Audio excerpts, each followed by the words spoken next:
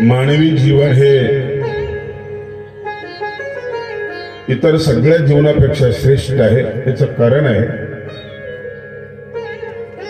इतरांकडे विचार नाही, माणसाकडे विचार आहे. इतरांमध्ये परिवर्तन होत नाही, माणसात परिवर्तन होत.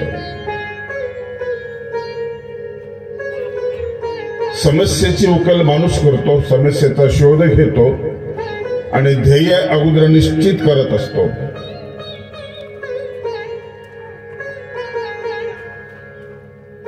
माणूस आशावादी आहे, पण जास्तीचा आशावादी झाला तर विचारवंत त्याला सूचना करत असतात. ज्ञानेश्वरी असेल, तुकाराम गाथा असेल, बुद्धाचा त्रिपीठ असेल, महावीर असतील, तुलना करायची नसते कोण कोणापेक्षा. जे ते ज्या त्या ठिकाणी मोठेच आहेत सगळे. विचाराला संप्रदाय नसतो, विचाराला सीमा नसते आणि विचार मर्यादित नसतो. भगवान श्री चक्रधर स्वामींनी जे विचार सांगितले ना, हे वैश्विक विचार आहेत, प्रदेशापुरते मर्यादित नाहीत. पक्षाला मर्यादा असते, गटाला मर्यादा असते, त्याला एक वर्तुळ असतं. सगळे वर्तुळ ज्याच्यामध्ये सामावतात, तरीही तो असीम असतो. असा अवतार परमेश्वर आपल्याला दिशा देत असतो, सूचना करत असतो. या सूचनेसाठी सर्वसंग परित्याग करून गुहेमध्ये योगी ऋषी तपस्वी गेले आणि त्यांनी जगाचं चिंतन केलं. ते उपदेशामधून आलं, वेगवेगळ्या शास्त्रांमधून आलं.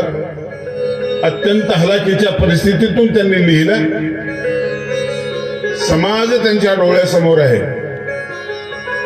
भूडती हे जन न देखावे, डोळा येतो कळवळा म्हणून.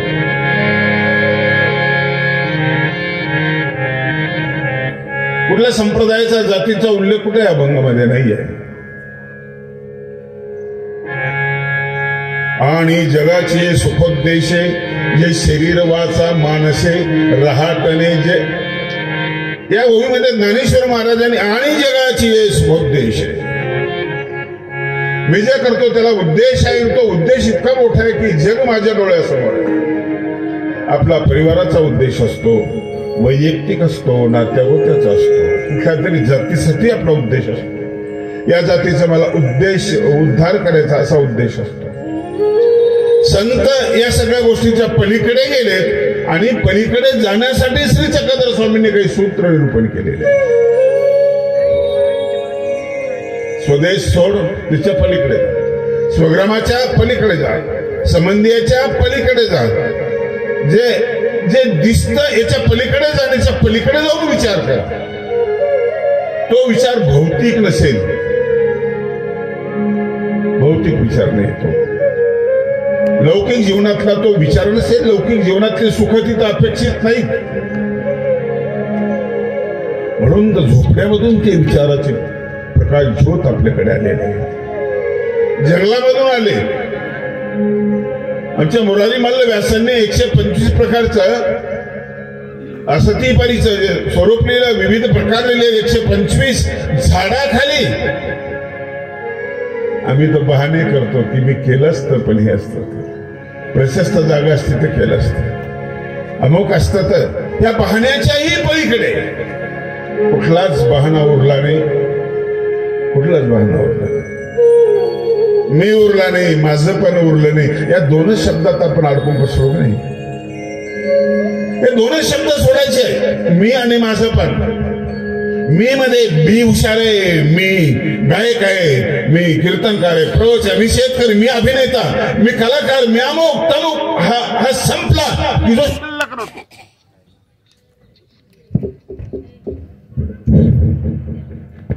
याच्या पलीकडे माझं पण, म्हणजे हे माझं आहे, ते माझं आहे, ते माझं आहे, ते पण माझं आहे, ते पण माझं आहे, ते पण माझं आहे. म्हणजे लौकिक जीवनामध्ये हा बघला माझा, तो माझा, तो माझा, आमचं असं, हे मंदिर माझं, ते माझं, ते माझं. आणि माझंही आपल्याला अटकून ठेवलेलं आहे. हे सरकू देत नाही, ते दुसऱ्याला माझं म्हणून येत नाही. माझं इतकं विकसित होऊ शकत नाही, माझं मर्यादित आहे. आणि हे कधीतरी विचार करावाच लागतो. कधी प्रकृती शिकवते, कधी कोणी शिकवतं आपल्याला. आणि याचं चिंतन करणारं जे मन आहे, संकल्प आणि विकल्पात्मक असलेलं जे मन आहे, याचे संकल्प आणि विकल्प थांबणं हे महत्वाचं आहे. संकल्प विकल्प थांबला पाहिजे. मनाचं मन पण गेलं पाहिजे, मन अमन झालं पाहिजे. ते कुठली कल्पना करू शकले नाही पाहिजे, विकल्पाने करू शकलं पाहिजे. अशा अवस्थेपर्यंत मनाचं अमन करणं. सोडी सोडी मनाची आशा, देहाचा नाही भरवसा. सोडी सोडी मनाची आशा, देहाचा नाही भरवसा. सोडी सोडी मनाची आशा, देहाचा नाही भरवसा.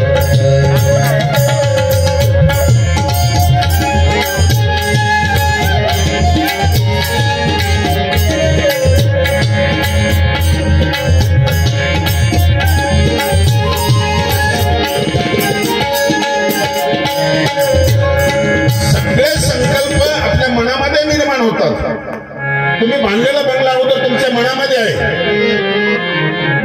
नंतर तो प्रकट झाला. अगोदर मनामध्ये होता. तुमचं लग्न अगोदर मनामध्ये आहे, चिंतन केलं अमकेशीच करायचं, नंतर ते साकार झालेलं आहे. तुमचं सगळं वैभवाचा जन्म मनामध्ये आहे. स्वच्छता अभियान करायचं हे मनामध्ये आहे, पण घाण करायचं हे अगोदर मनामध्येच होतं. जग गंध बनवून टाकला, पण हे मनामध्येच होतं. मनामध्ये जी आशा आहे ना, असू दे ना, हरकत नाही. मनाला कळत नाही तेवढं. आपण म्हणतो मी कोणाचं ऐकत नाही, माझ्या मनात कर बाबा, तुझ्या मनातच कर, पण त्याला शहाणा बनवू ना अगोदर, त्याला अगोदर हुशार बनवू ना. प्रत्येकाने आपल्या मनाचं करावं, पण मनाला अगोदर शहाणा बनवावं. चंचलम ही मन कृष्ण प्रमाथी बलवदृढ. अर्जुनाचा प्रश्न की भगवंता तू याला स्थिर कर म्हणतो, मी स्थिर कसं करू? भगवंताने उत्तर दिलं दोन शब्दात, अभ्यास आहे ना तो कोणत्याही वैराग्य याचं गृहीत आहे. अभ्यास आणि वैराग्य. कमी जागेमध्ये जगता येतं. मनाला समजावून सांगितलं की मला ऐकतं. बऱ्याच दिवसापासून मी बाहेर कट केल्या, त्याच्यावरच राहतो, काही नडलं नाही. माझ्या एक दिवशी लक्षात आलं की हे धुण्याचं काम उगीच करतो, काही फायदा नाही त्याचा. आता माझं ते धुणं म्हणजे साबणही वाचला, धुण्याची मेहनतही वाचली, सगळंच वाचलं. आणखी पुढे गेलेला माणूस संत रामदास फक्त लंगोटीवर आहे, काही नडलं नाही. फक्त लंगोटीवर असलेला माणूस दासबोध सारखा ग्रंथ लिहितो, एवढं मोठं साहित्य निर्माण करतो, सुख निर्माण करतो, एक संप्रदाय निर्माण करतो. त्या संप्रदायामध्ये 13 स्त्रियांना महंती देतो. आमची 13 महंत आहेत, त्यांनी स्त्रियांना महंती दिली. काहीच नव्हतं. एक लंगोटी मोठं होण्यासाठी वस्त्र लागतं. तुम्हाला कोणी सांगितलं? ते मनाला वाटलं. चांगलं दिसायला पाहिजे, मनाला वाटलं. तेच पोहे खाल्ले, त्याच्यावरती आरस करायची, पोहे टाकायचे, त्याला रंगीत बनवायचं, आणखी काहीतरी टाकायचं. ते मुळामध्ये तसेच आहे, फरक काय पडणार आहे? याच्या पुढे गेलं तर तरुण सागर त्यांच्या अंगावर 1 इंच कपडा नाहीये. काय मांडलं? 3 लाख लोक, तर सगळं अंगभर कपडे घातल्यानंतर आमच्या समोर बसत नाही, त्यांच्या समोर 3 लाख लोक बसायचे. हे आवर आहे. श्री स्वामींनी सांगितलेलं सूत्र आहे. हे सोड, ते सोड, ते सोड, ते सोड. सोडून बघा, नडत काहीच नाही तुमचं, काहीच नडत नाही, काहीच नडत नाही. सोडण्याचं तत्वज्ञान समजावून सांगितलेलं आहे मनाला. सुरुवात तिथून आहे. मनाचे श्लोक लिहिले समर्थ रामदासांनी. हे श्लोक लिहित असताना उघडेच मनाचे श्लोक लिहिले. मना सज्जना भक्ती पंथेची जावे, तरी श्रीहरी पाविले. त्याला सज्जन म्हटलं, समजावून सांगितलं. गंमत हीच आहे, आपण ज्याला समजावून सांगतो ना,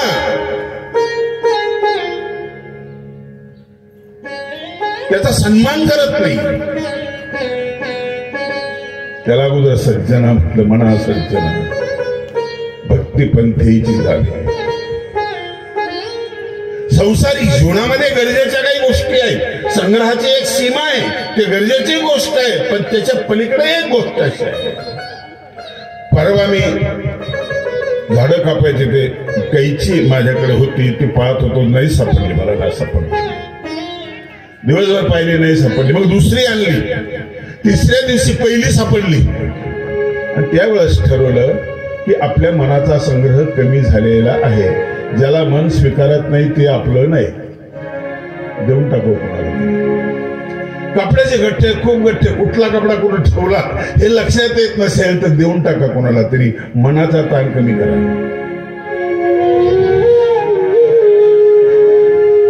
अनावश्यक गोष्टी बाजूला करायचं, ते मनाला समजून सांगावं लागतं. एके दिवशी मी व्हिडिओ क्लिप माझ्याकडे एक आली. एक छोटा हत्ती होता, त्याच्यावर खूप टायर होते, सगळे पंक्चर होते. जंगलामधून गाडी चालली, एक टायर पंक्चर झालं, 4 पैकी 1 पंक्चर झालं. तो गाडीचा मालक खाली बसला, डोक्याला असा हात लावून बसला. चित्र किती बोलक आहे. एका चित्रामध्ये 100 अग्रलेखाची ताकद असते म्हणतात.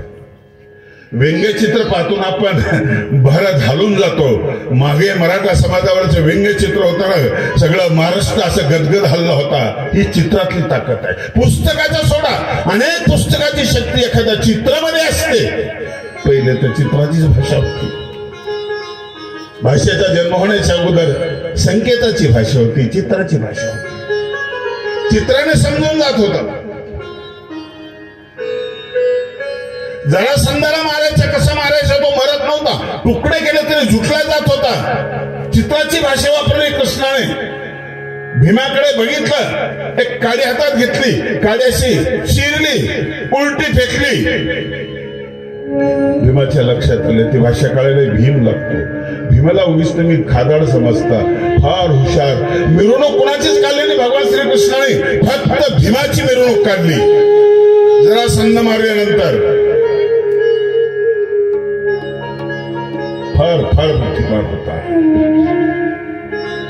चित्र मी बघितलं आणि खूप वेळा त्याच्याकडे बघत राहिलो. म्हटलं आपण याच्यामध्ये आहे, हे आपल्यामध्ये आहे. अनावश्यक असलेलं टायरचं बोजा घेऊन आपण फिरतोय. जे पंक्चर झालेले, मस्त झालेले हे टायरच्या बोजा घेऊन आपण फिरतोय. यातलं वरचं एकही खात्रीचं नाही, पण घेऊन फिरतोय थोड्या पैशाचं लावायचं. जे खात्रीचं आहे ते 4 एक पंक्चर झालेलं आहे त्यातलं. आता त्याला पर्याय वरचं टायर काही कामाचं नाही आहे. असंच नाही, माणसं तर खूप आहे.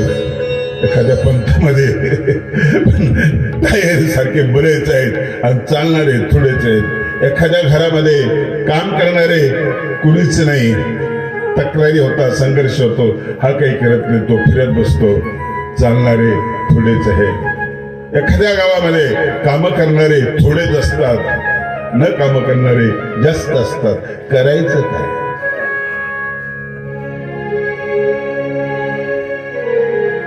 आला प्राणी जन्माला, मोहमायेतची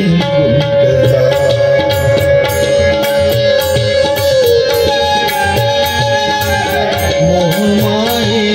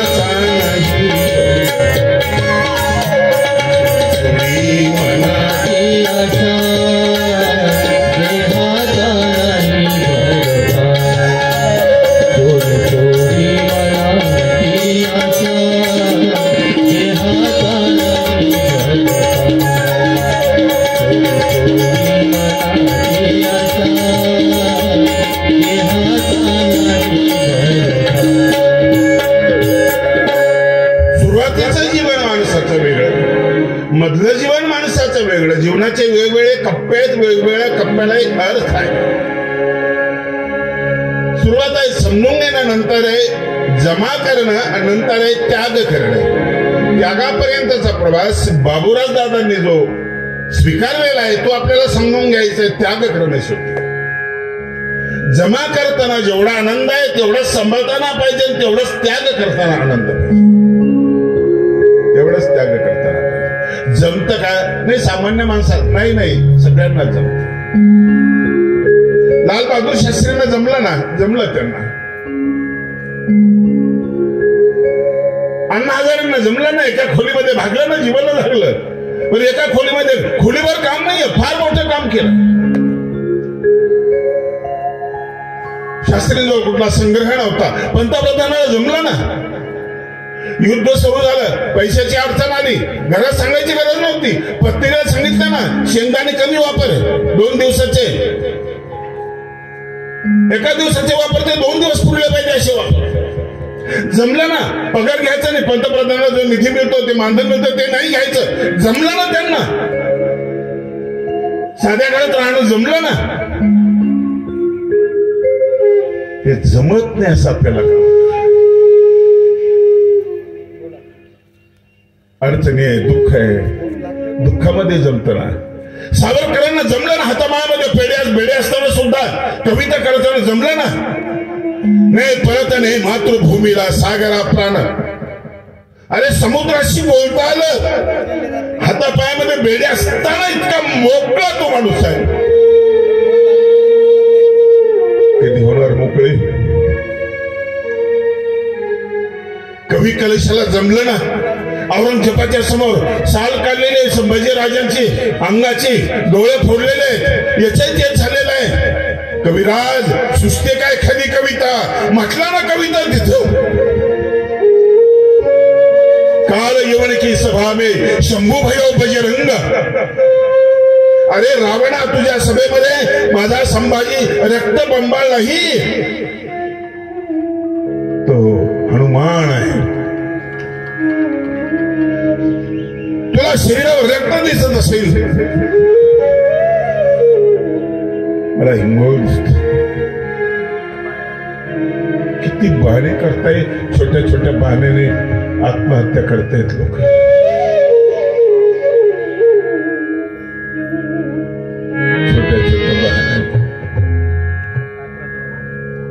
आनंदवनची घटना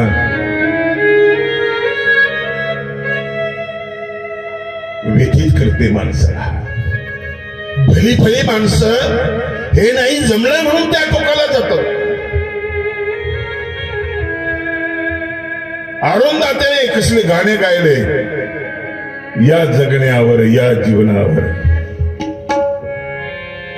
या जन्मावर, या जगण्यावर सतदा प्रेम करावे. या जन्मावर, या जगण्यावर सतदा प्रेम करावे. सतदा प्रेम करावे, सतदा प्रेम करावे.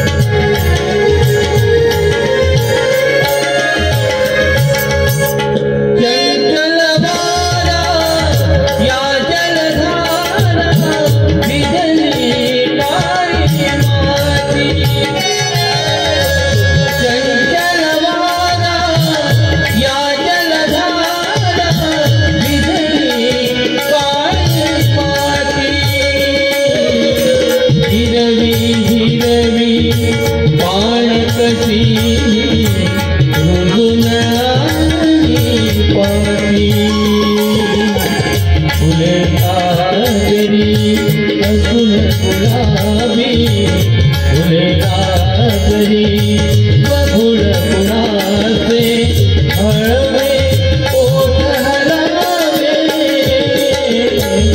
या जन्मावर या जगण्यावर शतदा प्रेम करावे या जन्मावर. इतका चांगलं गीत गायन करणारा हा माणूस, त्याचा मुलगा संगीत दाते हा दारू पितो आणि इकडे तिकडे फिरतो आणि मरून कुठे कळलं गाणं. कपिल शर्मा सारखा माणूस सगळ्या जगाला हसवणारा, मध्ये डिप्रेशन मध्ये गेला, 25-23 गोळ्या घेत होता, कुठे गेलं हसणं. थोडं बरं वाटतं पण ते तुम्हाला वाचू शकत नाही. गायन वाचू शकत नाही, हसणं वाचू शकत नाही. आध्यात्मिक गुरु भैयोजी महाराज आत्महत्येपासून लोकांना प्रवृत्त करतात. झालं कसं? नसुद्धा शब्द वाचू शकत नाही. शब्दाचं ज्ञान महत्वाचं नाही, अनुभव ज्ञानाचं एक महत्वाची गोष्ट अनुभव ज्ञानापर्यंत पोहोचवलं पाहिजे. आनंदवनातली घटला काय कमी होतं? काहीच कमी. बाबांच्या अंग खांद्यावर खेळलेली मुलगी, बापही बुद्धिमान, चुलताही बुद्धिमान. झाला असेल काही तर तडजोड नाही करता येत. पैसा नाही वाचू शकत, प्रतिष्ठा वाचू शकत नाही. तुम्हाला वाचू शकता, तुम्हाला तुमचं मन वाचू शकतं. त्याला सुजान बनवलं तर मनातले विचार तुम्हाला वाचू शकतात. आणि म्हणून ज्ञानेश्वर महाराजांनी पहिल्यांदा आपल्याला विचार दिले. आधी स्वामींनी दिले सूत्रातून, नंतर ओवीतून विचार दिले. साहित्य सोनियाचे खाणी उघडवी देशीचे क्षोभी विवेक वल्लीची लावणी होऊ देई सैल. हो, मी पेरायला आलो, तुम्ही पेरताय, धान्य पेरताय. धान्याचं वय फक्त 1 वर्षाचं आहे, नंतर धान्य किडायला लागते. तुम्ही म्हणा आम्ही माणूस पेरतो, हो पेरता, त्याचं वय फक्त 100 वर्षाचं आहे. कधी कुठली बिमारी मध्ये उचलून येईल सांगता येत नाही. पण मी जे पेरतो ना याला वयच नाही, अमर आहे ते. खरंच अमर आहे ना. 7-8 वर्ष 800 वर्ष झाले ज्ञानेश्वरीचे पारायण चालू आहे, भागवताची कथा चालू आहे, चक्रधर स्वामींचे प्रवचन चालू आहे. कधी कीड लागलेली नाही, कधी विटलेलं नाही, कधी जुनं झालेलं नाही, कधी गंज लागलेला नाही. महत्वाचं काय आहे? विचार. विचार महत्वाचे आहेत. विचाराने माणूस मोठा होतो. सर्वसमावेशक जे विचार आहेत त्या विचाराने माणूस मोठा होतो. मनाला ते विचार दिलेत आमच्या संतांनी. नको रे म्हणा हे करू, नको रे म्हणा ते करू, म्हणा हे कर, म्हणा हे कर. बाहेर किती दिवस बोलणार? स्वतःशी बोला ना, मनाशी बोला ना. मी ओळखतो सगळ्या जगाला, पण तुला कधी ओळखणार आहेस तू? आपली जागा आपण शोधलेली नाहीये. उद्या मला काय व्हायचं आपण शोधलेलं नाहीये. शिकवताय मुलांना तुम्ही, फार खोटं आहे सगळं. तुला काय व्हायचं रे? प्राध्यापक. तुला रे? मला आमदार व्हायचंय. गंमत वाटते, पाहुण्याला गंमत वाटते, त्यांनाही गंमत वाटते. पोरग बोलत असतं, शिकवलेलं बोलत असतं. नाही शिकवता आलं, विज्ञानिक बात नाही शिकवता आलं, एवढ्या प्रगत काळात नाही शिकवता आलं. जाताना चंद्रापर्यंत, जाताना समुद्राच्या तळाशी, पाहताना सगळं जग 4-2 बटणं दाबले की कुठलंही पाहता येतं, हे सगळं आलं, पण शिकवता नाही आला. काही शिकवता. मी नेहमी सांगत असतो, आधी सांगतो, बुद्धांनी शिकवलं 2500 वर्षापूर्वी काय व्हायचं. फक्त दीपो भव, प्रकाशमान हो. प्रकाश शिळा होत नाही, प्रकाश माझी होत नाही, प्रकाश रिटायर होत नाही, प्रकाशाचं तेज कमी होत नाही, प्रकाश निर्दोष असतो. निर्दोष ही समम ब्रह्म तस्मात ब्रह्मणिते स्थित. तिथं थांब. प्रकाश चमकून तर जावं वाटतं आपल्याला, पण चमक कसं चमकावं हे आपल्याला कळत नाही. चमकावं वाटतं आपल्याला. माझा फोटो बघितला का पेपरला? तुमचं तर काही दिसलं नाही ते मुख्यमंत्र्याच्या जवळ, त्याच्या जवळ बी दिसलं नाही ते फक्त काम आलंय माझा. पण मी सांगतो तुम्हाला, मी त्याच्यामध्ये होतो. भेटायला जर कोणी गेलं तर माणसाचा तो अहंकार जात नाही. पेशंट आहे, त्याला इच्छा नाही बोलायची, फार त्रास होतो बोलताना. तरी विचारतो, मला ओळखलं का तुम्ही? म्हणतो नाही. खूप नाराज होतो आपण. त्या माणसाने इतर जागेत तर किंमत केली नाही, इथे बी किंमत केली नाही, आपल्याला ओळखलं नाही.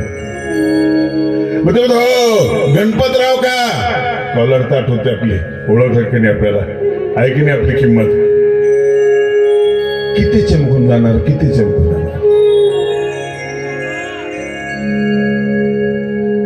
ही चमक नाही. असा प्रकाश जो सात्विक आहे, जो प्रसन्न आहे, जो दिशादर्शक आहे, अशा प्रकारचा प्रकाश. धात्रक बाबांनी आपल्या जीवनामध्ये जे काम केलं ना, हे काम असंच केलं. चांगलं पकडण्यासाठी पहिलं सोडलं, परत चांगलं दिसलं की दुसरं सोडलं, परत चांगलं दिसलं की तिसरं सोडलं. आणि सगळं जग सोडण्यासारखं आहे, अनित्य आहे, दुःखरूप आहे, पापरूप आहे, अशा प्रकारचं हे जग आहे. श्री चक्रधर स्वामींनी सांगितलेल्या विचाराच्या प्रकाशामध्ये हे सगळं दिसलं आणि मग जग सोडायचा विचार केला. जग सोडायचा विचार केला. विचार करूनी बोलावे, बोलूनी विचारी न पडावे, म्हणून चिंतन व्हावे. मौनामध्ये चिंतन विवेक बीजाचे, मौनात चिंतन व्हावे विवेक बीजाचे. माणसं भडकला उदं बोलून टाकतात, नंतर विचार करायला लागतात. विचार करून बोलणारे सहसा चुकत नाही. हा विचार मनामध्ये ठसवणं, मनामध्ये भरणं हे महत्वाचं. मन गुंतले लुलया नाही. लालचीमध्ये जर मन गुंतलं तर मनाला वास्तवाचं भान राहत नाही. मन दळण वळणाचं साधन आहे, त्याला त्याचं देणं घेणं नाही.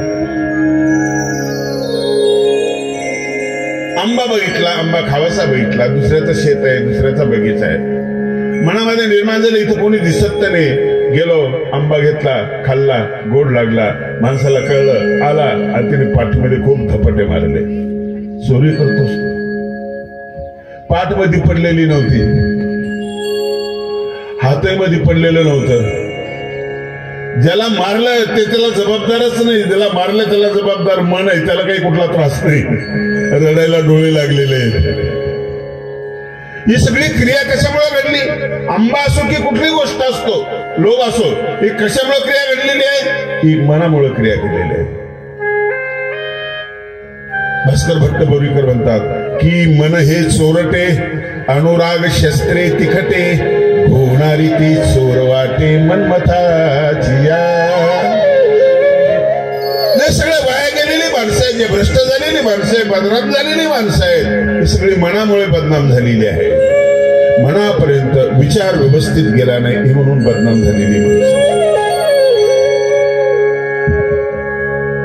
मनाच्या संदर्भामध्ये खूप खूप साहित्यिकांनी सांगितलं, खूप विचारवंतांनी, कवींनी, सगळ्यांनी सांगितलेलं आहे. मनासारखं सुंदर काही नाही, मनासारखं असुंदर काही नाही.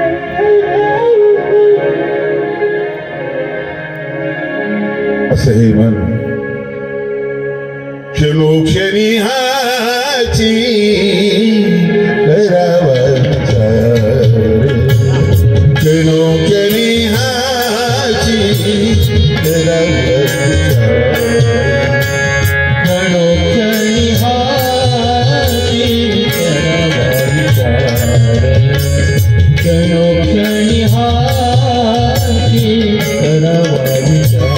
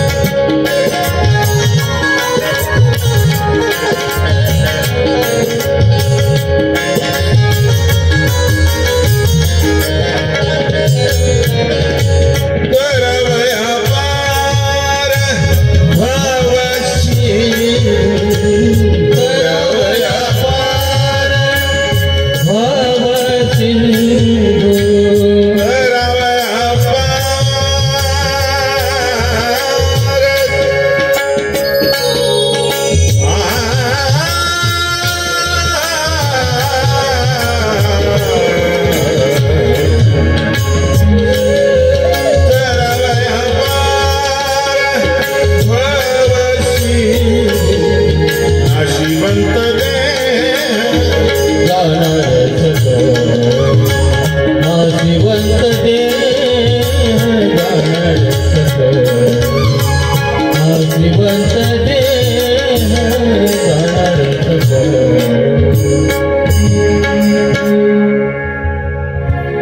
क्षणोक्षणी हाची करावा विचार. भगवान श्री चक्रधर स्वामींनी विचार प्रकरण नावाचं एक प्रकरण सांगितलेलं आहे. केशवराज व्यासांनी त्याचं संकलन केलं. आचार नावाचं एक प्रकरण सांगितलेलं आहे. लक्षण नावाचं एक प्रकरण सांगितलेलं आहे. माणूस घडवण्यासाठी स्वामींनी हे सगळे विचार सांगितले. घडवली माणूस. नापास लोकांची शाळा स्वामींनी काढली. पहिले ते घेतले शाळेमध्ये. पहिले ते घेतले. एक घेतला नगर जिल्ह्याचा अहंकारी असलेला माणूस. हुशार तर होता, बुद्धीला धार तर होती, पण बस्ताऱ्यासारखी खेटला की चिरणार, रक्त काढणार असला माणूस काय कामाचा. नकोत ना आपल्याला अशी माणसं. नीट बोलतच नाहीत कधी. सहज विचारल्याला बसले का? नाही, नाचतोय मी. अरे काय कामारे? नाही पटवा तुमचा धंदा काय हाज्यामध्ये करतोय. असली चटकी देणारी माणसं काय कामाची. शिकला, खूप शिकला, काय कामाचं. जिव्हाळा नसलेला शिकलेला माणूस काय कामाचा. अरे भिंती साक्षरात असत. हे प्रवचन रेकॉर्डिंग केलेले असतात, मोबाईल मध्ये असतात. शिकलेला काय कामाचा आहे. जिव्हाळा जर नसेल तर त्याला कुठल्याच प्रकारचा अर्थ होत. चोर चोरी करून गेला आणि माणसाला मारलं. एखादा शिकलेला पेसायाला आणि त्याला म्हटलं, साहेब इथं माझ्या पायात चाकू लागला माझ्या याला. नाही, नैनम छिंदंती शस्त्राने नैनम दह दीपावत. आत्मा मरत नसतो. वासांशी जीर्णा आणि यथावे आहे. कमरेला त्याच्या समोर पिस्तोल आहे. काय कामाचा आहे. समोरून चोर पळत चाललेला आहे. तो काढत बिनिंग काहीच करत नाही. काय कामाचा. अहो तुम्ही काहीतरी करा. अहिंसेची भाषा वापरतो. अहिंसेची भाषा इथं असते. हे अध्यात्म सांगणारा माणूस काय कामाचा. अध्यात्म त्याला जोडताच नाही आलं. कुठे जिथं कापायला पाहिजे तिथं कापता नाही आलं. अतिरेकी गावामध्ये आला, 5,000 लोकांना मारायचं म्हणतो. अरे दिसला संन्यासी लोकांनी सुद्धा दगड टाकून त्याला खलास करून टाकावं. कारण मोठं पुण्य करायसाठी थोडस पाप करताय. करतायच की नाही तुम्ही. करताय ना. इंजेक्शन घेताय ना. दुखाय ना ते, पण खूप बरं वाटण्यासाठी थोडं दुःख सहन करताय की नाही तुम्ही. सहन करताय. हे विचार संतांनी आम्हाला हे विचार दिलेले. जमिनीवरचे विचार दिलेले. मनुष्य जीवन म्हणजे नाण्याच्या दोन बाजू आहे. एक आहे आचाराची, एक आहे विचाराची. दोन्ही आपण तपासून घेतो. वागायला कसा येतो? नाही, वागायला खूप चांगलं आहे बरं का. बरं त्याचे विचार कळत काहीच नाही त्याला. नको मग. तो कसा आहे? नाही, विचार फार फार बुद्धिमान आहे तो. सगळ्या विषयाचं ज्ञान आहे त्याला. वागायला कसं आहे? लबाड आहे. चांगला नाही, फक्त बोलकच आहे ते. तोही नको आपल्याला. आपण कशा माणसाच्या शोधात आहोत? विचार आणि आचाराने परिपूर्ण असलेला माणूस, असा भरलेला माणूस. नाहीतर ये साक्षरा ते राक्षस. राक्षस असलेले साक्षर लोकांची संख्या काय कमी आहे काय? माणसाचे तुकडे कोणी केले? याच लोकांनी केले. जातीभेद कोणी केला? याच लोकांनी केला. गटतट कोणी केलं? याच लोकांनी केले. असुरक्षितता कोणी निर्माण केली? याच लोकांनी निर्माण केली. म्हणून आम्हाला ती माणसं पाहिजे आचाराने विचाराने परिपूर्ण असलेली. हा विद्वान महिम भट्ट चक्रधर स्वामींच्या जवळ गेला. चर्चा झाली. स्वामींचा चेहरा बघितला आणि तिथं त्याचा अहंकार गळून पडला. खूप शिकवला, खूप नम्र झाला. परिणाम महत्वाचे. परिणाम काय आहे त्याचा? सत्य त्याला म्हणतात. ज्याचा परिणाम चांगला आहे ते सत्य आहे. ज्याचा परिणाम वाईट आहे ते दिसायला सत्य असलं तरी ते असत्य आहे. भगवान कृष्णाचं महाभारताच्या युद्धातलं असत्य जे आहे ना ते असंच आहे. भीष्म भीष्म मरत नाही, इच्छा मरणी आहे. आणि भीष्माने प्रतिज्ञा केली की पांडव पृथ्वी करेल मी उद्या, एकही पांडव शिल्लक ठेवणार नाही. भीष्म प्रतिज्ञा ही ऐऱ्या गैऱ्याची प्रतिज्ञा आहे. भीष्म मारणार, पांडवांना मारणार हे भगवंताला कळलं आणि भगवंताने विचार केला की आता काय करायचं. विचार केला काय करायचं. द्रौपदीला बोलवलं. रात्री अंधार पडल्यानंतर द्रौपदी आली. द्रौपदीला सांगितलं कशी चाहू लागली कोणास. दुर्योधनाची पत्नी भानामती दररोज सकाळी भीष्माला नमस्कार करायला जात होती 4 वाजता, पण ती उद्या जाणार नाही कारण ती कुठेतरी गुंतलेली आहे. द्रौपदी तू असं कर, सकाळी 4 वाजता जा. भीष्म झोपलेले असतात, अंगावर पांढरा शुभ्रा कपडा घेऊन झोपलेले असतात. मी हो कशी जाऊ रे. नटून थटून जा, अंगावर सोनं घालून जा. दुर्योधनाची पत्नी जसे नटून तसं जा. एक ठीक मी येतो ना सोबत. द्रौपदी आली. भगवंताने घाले अंगावर घोंगडी लपेटून घेतलेली आहे. भीष्माच्या पर्णकुटी जवळ गेले. एक शिपाई होता, त्यांनी अडवलं, थांब, कोण आहेस तू. महाराणीचा सेवक आहे मी. महाराणी द्रौपदी आलेल्या आहेत. त्यांना मध्ये जाऊ दे, तू जाऊ नकोस. नाही जात नाही. झाडाच्या अनुशाला भगवंत उभे राहिले. याच वेळेला भगवान श्रीकृष्णाचं स्मरण करत होते भीष्म. दररोज दिसायचा, आज दिसतच नाही. काळ काहीतरी लपेटून घेतल्यासारखं वाटलं. द्रौपदी गेली, पायाला स्पर्श केला. नमस्कार करते पितामह, सौभाग्यवती भव. द्रौपदी म्हणाली उद्याची प्रतिज्ञा केली ते खरं आहे, तुम्ही आशीर्वाद देता ते खरं आहे. चटकन उठून बसले. द्रौपदी तू आलीस. हो मी आहे. पितामह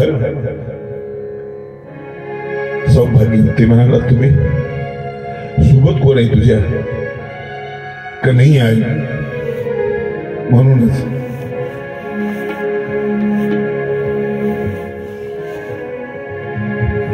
याचा परिणाम चांगला, ते सत्य आहे. श्री चक्रधर स्वामींनी शिकवलं, महिम भट्टाने शिकवलं. परिणाम असा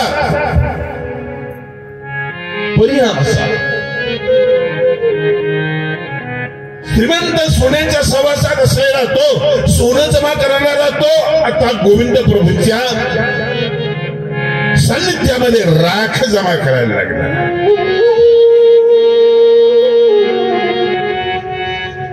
राख ही त्याज्य वस्तू आहे. याच्या जीवनाची राख झाली, त्याच्या जीवनाची राख झाली. पण राखेचंही सोनं असतं, राखेचंही सोनं असतं हे ज्याला कळतं त्यालाच कळतं. चुलीतली राख काढणारा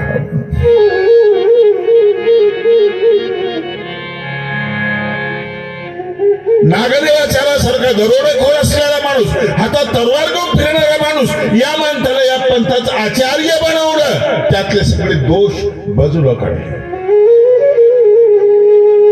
माणूस घडवण्याची प्रक्रिया लीळा चरित्रासारखी मराठी साहित्यामध्ये कुठं दिसत नाही. विचार घडवलेले, ज्ञान दिलेलं आहे, आचार सांगितलेला आहे, पण परिपूर्ण माणूस बनवण्याची जी प्रक्रिया आहे ना, ही लीळा चरित्रामध्ये आहे. नागदेवा आलेली नम्रता आणि मराठी भाषेचे 7,500 ग्रंथ नागदेवाच्या पायाजवळ लिहिल्या गेले. झाडा झुडपाखाली लिहिल्या गेलेले हे ग्रंथ, एका माणसाने 100 ग्रंथ लिहिले. सुविधा तर कुठलीच नव्हती.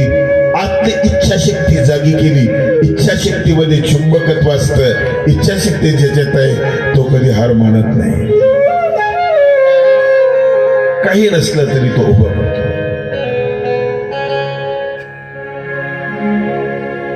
दोन माणसं तयार केली स्वामींनी. पहिला माणूस तयार केला ज्याने मराठीतलं पहिलं पुस्तक लिहिलं, ग्रंथ लीळा चरित्र. ज्ञानेश्वरीच्या अगोदर ते लीळा चरित्र लिहिलं. अगोदर नंतर मी तुलना करत नाहीये. ज्ञानेश्वरी आहे, तिची किंमत वेगळी आहे. तिच्यामध्ये साहित्य आहे, रस आहे, रसाचा सागर आहे. पण ती नागरी संस्कृती आहे आणि स्वामींचं लीळा चरित्र नागरी संस्कृती आहे. तुमची आमची सामान्यांची भाषा आहे. सोप्या भाषेत सांगितलेलं तत्वज्ञान आहे. स्वामींचं एक सूत्र इतकं महत्वाचं सूत्र आहे. सूत्राचं चांदणा नावाचं ते पुस्तक प्रकाशित केलं मी. 68 सूत्रांचा त्याच्यामध्ये विस्तार केलेला आहे. सगळे तुमच्यासाठी आहे. घरात वस्तू असू नसू, सूत्र असू द्या. सूत्र तुम्हाला योग्यता देतं, सूत्र तुम्हाला स्नेह देतं. काही नसलं तरी सूत्र तुम्हाला स्नेहाच्या ओलाव्याने मस्त प्रसन्न करत. असं मन ज्यावेळेस बनतं ना, यार फकीर में मन लागो रे लागो रे लागो यार फकीर.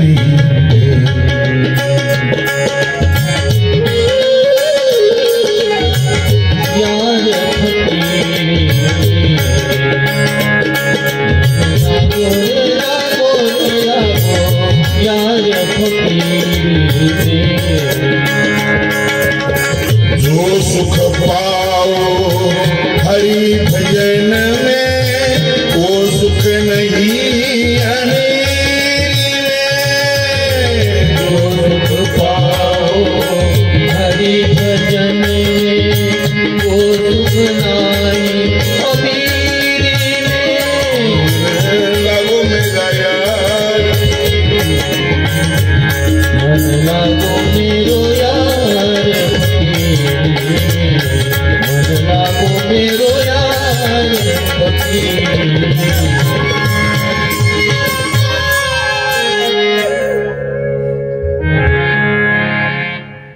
आणि म्हणून वैभवामध्ये जे सुख मिळत ते इथं मिळालं पाहिजे. इथं मिळालं पाहिजे. कुठं मिळालं पाहिजे? मनात मिळालं पाहिजे. कुठं आहे ते इथंच आहे. कुठं मिळतो? एक माणूस सूर्याच्या सावलीला मागे टाकण्यासाठी फिरतोय. दमला, उडी मारली, सावली उडी मारायची, पडाला, सावली पडायची, ती मागे पडतच नव्हती. एकाने घातलं त्याला, करतोस काय? मला सावली मागे टाकायची. मला थांब, सूर्याकडे पाठ कर. पडली मागे, पडायची गरजच नव्हती. सावली गेली ना मागे, तोंड फिरव ना तोंड, पडली मागे. काही नसताना लोक सुखी काय? गंमत अशी होती की आपण रामायण सांगतो, रामायणाच्या पलीकडे एक रामायण आहे. आपण भागवत सांगतो, भागवताच्या पलीकडे एक कृष्ण आहे. पलीकडची माणसं आपण अलीकडे नाही. इथल्या जीवनाचा विकास करणारी माणसं आपण सांगत नाही. तीच माणसं आहे. आम्ही राम सांगू तर सीता गेल्यानंतर झाडाला कोटाळणारं सांगू, हे सीते राम दिसला का, सीता दिसली का, जानकी. आम्ही हा सांगू. पराक्रमी राम पुढाला पाहिजे, त्यागी राम पुढाला पाहिजे.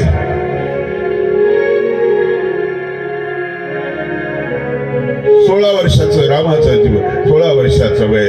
आणि ज्यावेळेस ते विश्वामित्राने सोबत नेलं दोन्ही भावाला, रस्त्याने विश्वामित्राने विचारलं, अरे तुमचे छोटे छोटे, तुमचं वय लहान, राक्षस बलाढ्य, केवढी ताकद आहे त्यांच्यामध्ये, त्यांचं शस्त्र मोठे, आणि तुमच्या अयोध्येतून काही माणसं नाही निघाले, सैनिकांनी आणलं तुम्ही, तुझ्या बापाने सैनिकही दिले नाही, कसं करणार आहे तुम्ही लढाई?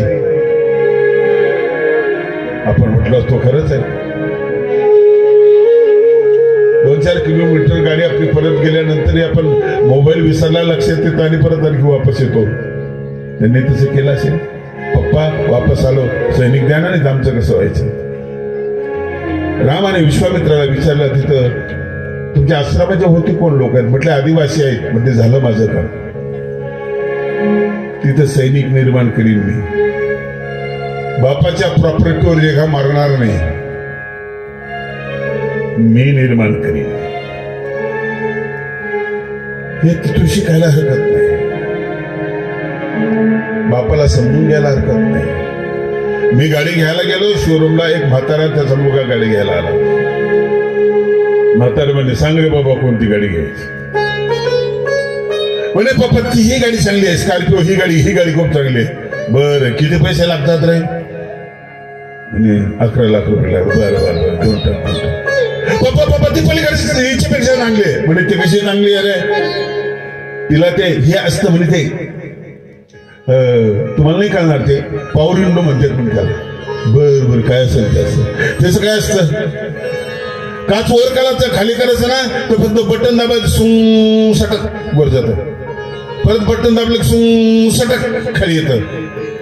इथेपेक्षा किती पैसे लागतात तिला? म्हणजे 50,000 रुपये. म्हातारा चिडला. नांगर आणले तरी म्हणे आम्ही इकडून तास तिकडे गेले की फाळ उलटायचो आम्ही, ताकद लागायची. ज्वार हिसवायचो, ताकद लागायची. इंजिन चालू करायचो, ताकद लागायची. तुझी माय दळण दळायची, ताकद लागायची. पाणी शेंदायची, ताकद लागायची.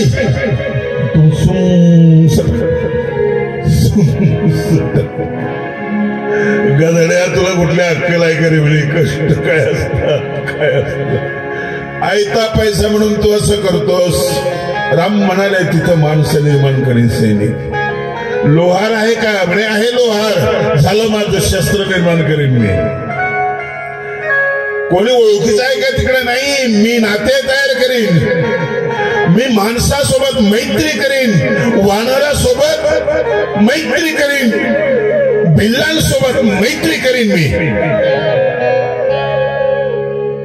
आतलं भांडवल हे बाहेरून नाही मिळत, मेडिकल मध्ये मिळत नाही, कंपनीत मिळत नाहीये.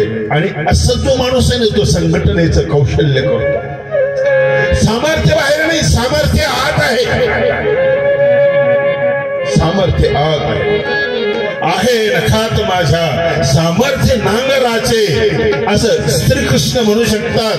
नखावर गोवर्धन पर्वत उतरलेला आहे.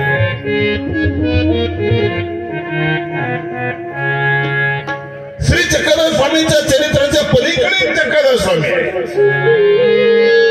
जे माणसाशी नातं जोडणारे, संसाराच्या सुखामध्ये भर टाकणारे आहेत, हे बाबूराव दादांनी ओळखलं आणि त्या नादाला ते लागले. चक्रधर स्वामींच्या जीवनामध्ये जे चमत्काराचे पुट आहेत ते बाजूला केलेत त्यांनी, आणि माणूस घडवणारा अवतार म्हणून त्यांनी तो स्वीकार केला. चक्रधर स्वामी माझा, चक्रधर स्वामी माझा, स्मरव तुम्ही.